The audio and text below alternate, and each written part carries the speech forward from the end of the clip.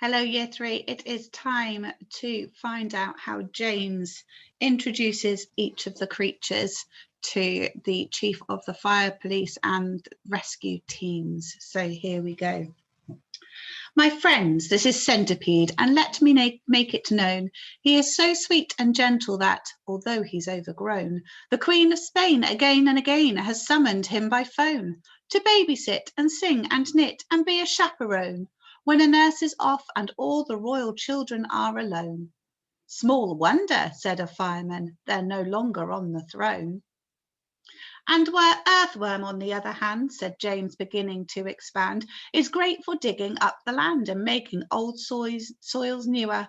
Moreover, you should understand, he would absolutely be grand for digging subway tunnels and for making you a sewer. The Earthworm blushed and beamed with pride. Miss Spider clapped and cheered and cried, could any words be truer? And the Grasshopper, ladies and gents, is a boon in millions and millions of ways. You only have to ask him to give you a tune, and he plays and he plays and he plays. As a toy for your children, he's perfectly sweet. There's nothing so good in the shops. You've only to tickle the soles of his feet, and he hops and he hops and he hops. He can't be very fierce, exclaimed the head of all the cops.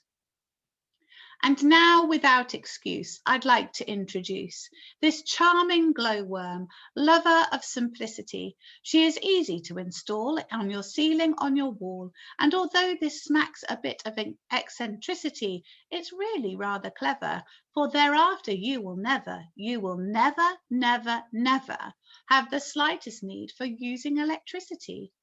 At which point, no less than 52 policemen cried, if this is true, that creature gets some fabulous publicity. And here we have Miss Spider with a mile of thread inside her, who has personally requested me to say that she's never met Miss Muffet on her charming little tuffet, and if she had, she'd not have frightened her away.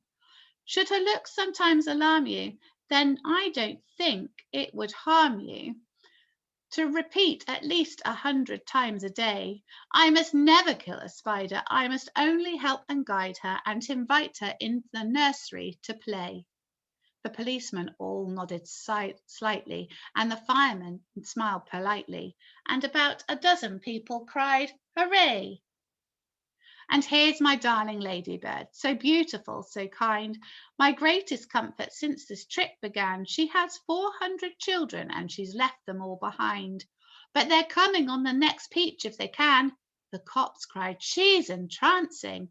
All the firemen started dancing and the crowds all started cheering to a man. And now the Silkworm, James went on, whose silk will bear comparison with all the greatest silks there are in Rome and Philadelphia.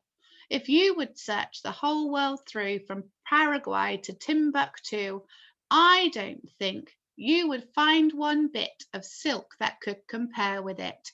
Even the shops in Singapore don't have the stuff, and what is more, this silkworm had, I'll have you know, the honour not so long ago to spin and weave and sew and press the Queen of England's wedding dress, and she's already made and sent a waistcoat for your president.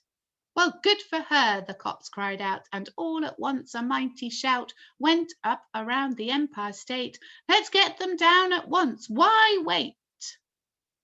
So your questions on the quiz today are, how do the police realise the creatures aren't dangerous? So what does James say about each one that means that they're not dangerous? Predict how you think this story is now going to end.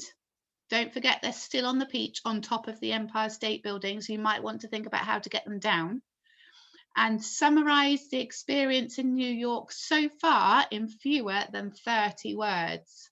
So less than 30 words to say how the creatures have enjoyed New York so far. Okay, thank you, and it's goodbye for now and have a great rest of the day.